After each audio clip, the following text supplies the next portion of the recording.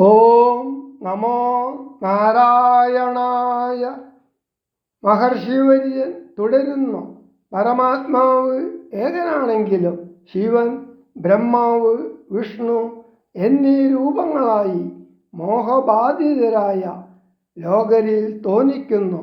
ഒരേ സൂര്യൻ പല ജലാശയങ്ങളിൽ പലതായി പ്രതിഫലിക്കുന്നതുപോലെ അരൂപിയാണെങ്കിലും ശ്രീരാമനെ രൂപത്തോടുകൂടി ദർശിക്കാൻ തനിക്കു ഭാഗ്യമുണ്ടായത് തൻ്റെ തപോബലം മൂലമാണെന്ന് ചുരുക്കം. ഇപ്പോൾ എനിക്ക് നേത്രഗോചരമായ ഈ തിരുമേനി എപ്പോഴും നഗ്നദൃഷ്ടി കൊണ്ട് അകക്കണ്ണിൽ കാണുമാറാകണം എന്നു പ്രാർത്ഥിച്ച സുതീഷ്ണ മുനി വര്യന് ശ്രീരാമൻ തത്വോപദേശം നൽകുന്നു. വിശ്വസംഹാര സൃഷ്ടിസ്ഥിതികൾ ചെയ്യുവാനായി വിശ്വമോഹിനിയായ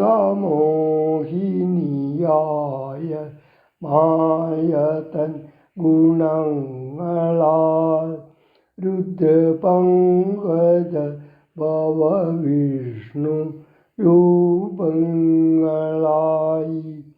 ചിദ്രൂപനായ ഭവാൻ വാഴുന്നു മോഹാത്മനാ.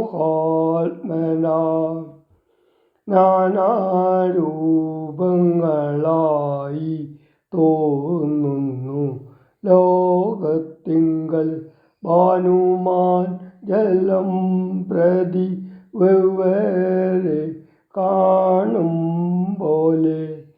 ഇങ്ങനെയുള്ള ഭഗവത് സ്വരൂപത്തെ നിത്യം എങ്ങനെ അറിഞ്ഞുപാസിപ്പു ഞാൻ ദയാനിധേ. അദ്യൈവ ഭവച്ചരണാംബുജ യുഗം മമ പ്രത്യക്ഷമായി വന്നിതു മൽതപോബലവശാൽ. ത്വന്മന്ത്രജപവിശുദ്ധാത്മനാം പ്രസാദിക്കും നിർമ്മലനായ ഭവാൻ ചിന്മയനെന്നാകിലും സന്മയമായി പരബ്രഹ്മമായ രൂപമായി കർമ്മണാം അഗോചരമായൊരു ഭവദ്രൂപം ത്വന്മയാ വിഡംബനരചിതം മാനുഷ്യകം മന്മഥകോടി കോടി സുഭഗം കമനീയം കാരുണ്യപൂർണനേത്രം കാർമുക ബാണധരം സ്മേരസുന്ദര മുഖം അജിനാംബരധരം സീതാസംയുതം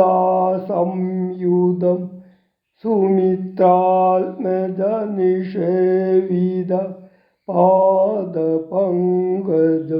നീലനീരദ കളേബരം കോമളമതി ശാന്തം അനന്തഗുണം അഭിരാമം ആത്മാരാമം ആനന്ദസമ്പൂർണമൃതം പ്രത്യക്ഷമദ്യ മമ നേത്ര ഗോചരമായോരിത്തിരുമേനി നിത്യം ചിത്തേ വാഴുക വേണം. മുറ്റിടും ഭക്ത്യാ നാമം ഉച്ചരിക്കായിടണം. മറ്റൊരു വരം അപേക്ഷിക്കുന്നേനില്ല. പോറ്റി